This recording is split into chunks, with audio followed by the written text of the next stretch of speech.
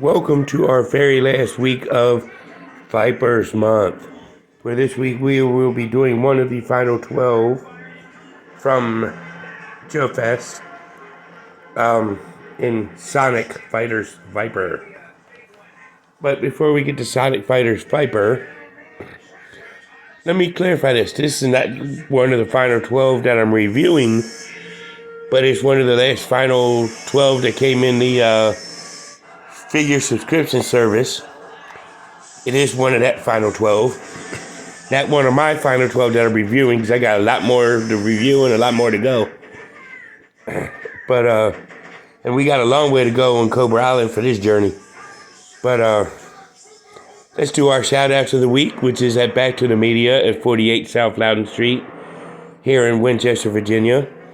We can get all your video game needs, and I do mean all, going all the way from the Atari all the way up to current systems and the games to go along with it.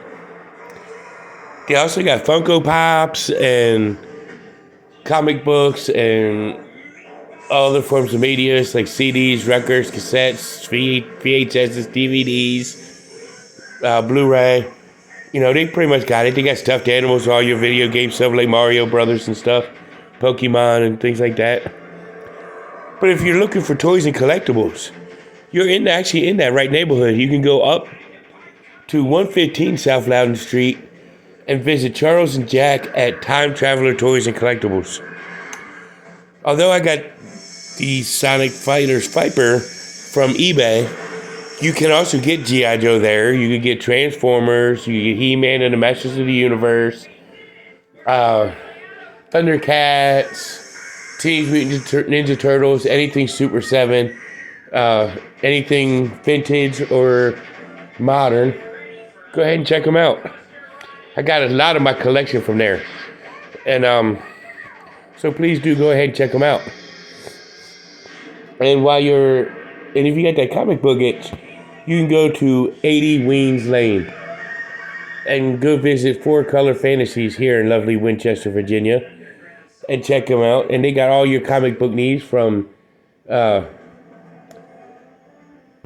Marvel to DC to the Image to IDW and all points in between, Devil's Due.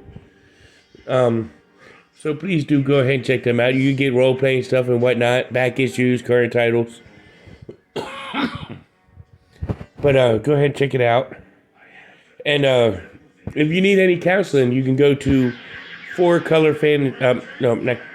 that's for comic book needs.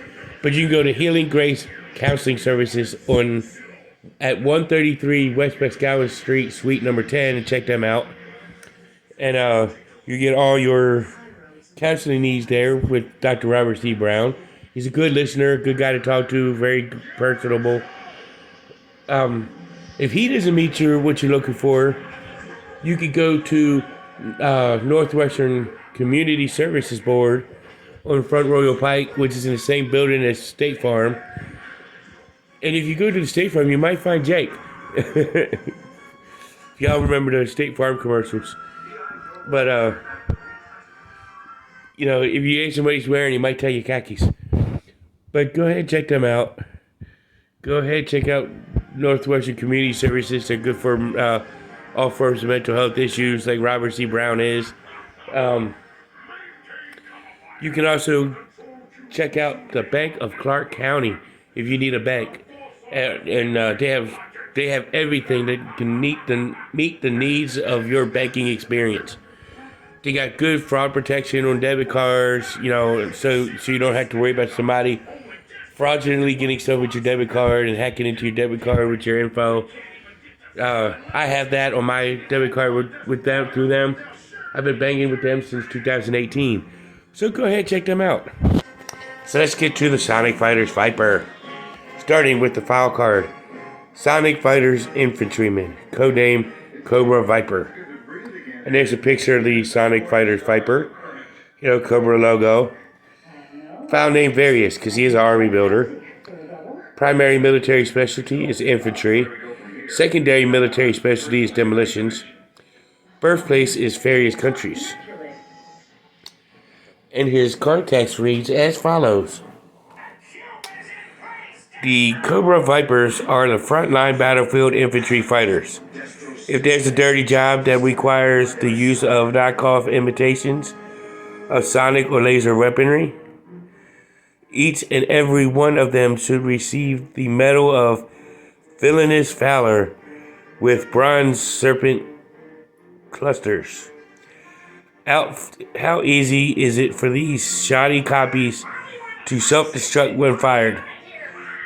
They are outfitted with multi-layered body armor and wrap around acrylic composite helmets with built-in RTO, radio transcommunications gear.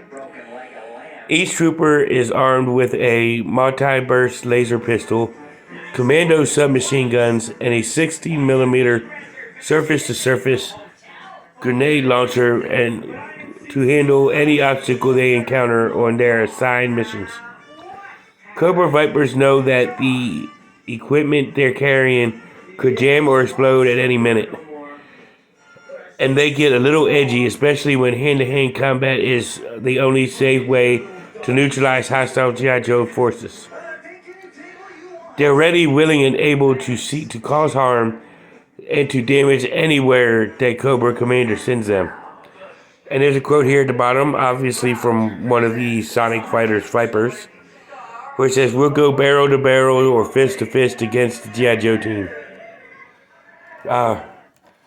These guys just basically, they could have used, I'm glad they used that text, but they could have used the regular Vipers text and just threw in the Sonic Vipers routine.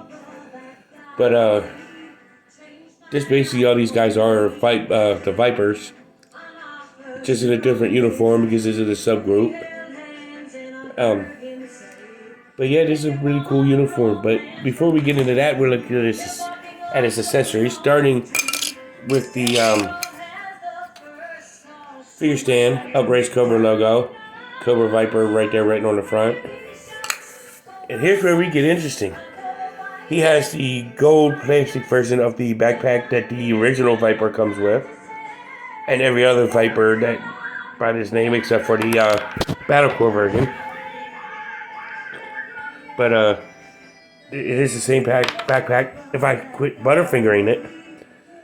But he's got this gray grenades right there. But everything's that gold plastic. Here's where he gets different. He doesn't have his usual rifle, but he does have this gold hand pistol, Uzi with a clip on the front, or with the magazine on the front. He comes with this unique assault rifle, which we did actually see it with Frag Viper last week, but it's in this gold plastic.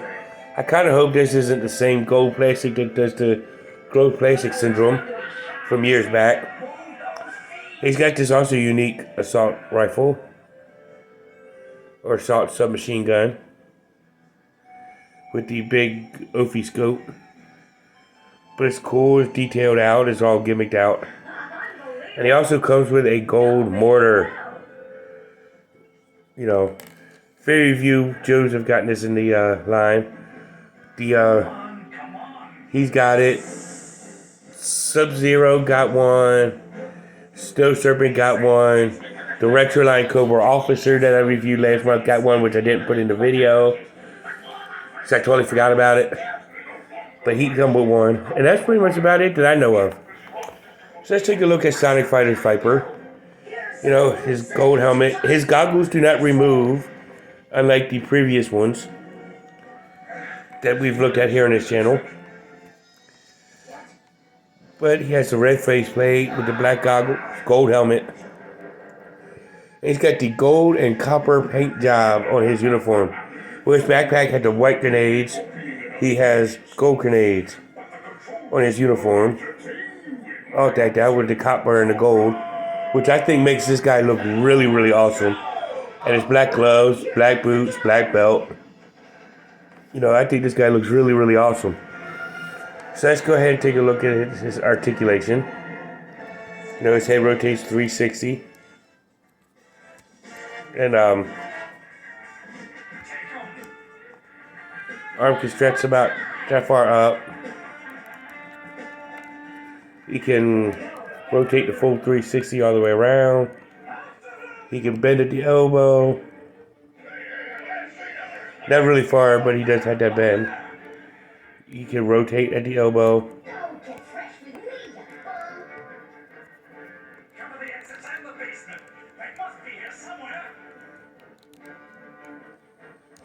And of course, he's got the hand bends, as well as the wrist twist. 360 all the way around. He does have the ab crunch feature, but the web gear is kind of blocking it. And he can full split. His leg can lift to this far.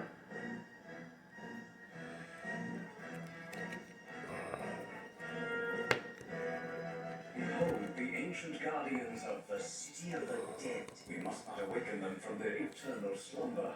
We'll let the Joes do that for us. He can bend at the knee. Double joint. They're right behind us. So take cover and obey. I mean, my finger's kind of stiff, but it's all okay. He does have the leg spin, or the ankle twist. And he can tilt at the ankle.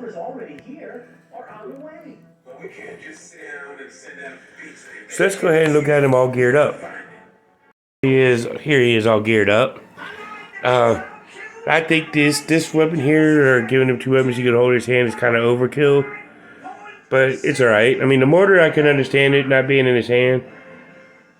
But the extra gun here is kind of, he don't have 3 arms, so he can't shoot 3 guns. But it's cool because you can interchange either gun and in either hand. So he's got 2 hands to hold 3 different guns, which is pretty cool. My overall thoughts of this figure, like I said, I think he's a great looking figure. The paint abs are done just perfect. The right colors, I mean, the gold and the copper they pop. And that's what I like. I mean, I can't just not look at this figure and be in all of it.